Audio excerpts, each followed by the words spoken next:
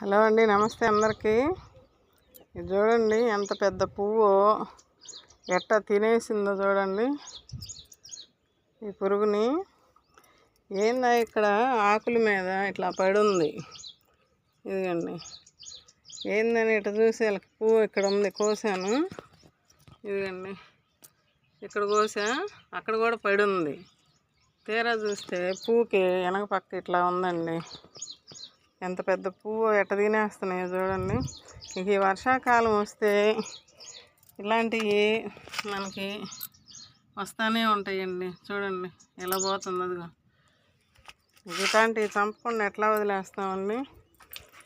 ఇదండి, ఇది కూడా రాల్చి కింద పడేసిందండి. ఇప్పుడు ఇక్కడ కూడా ఉంటుంది, ఎత్తుక్కోవాలి.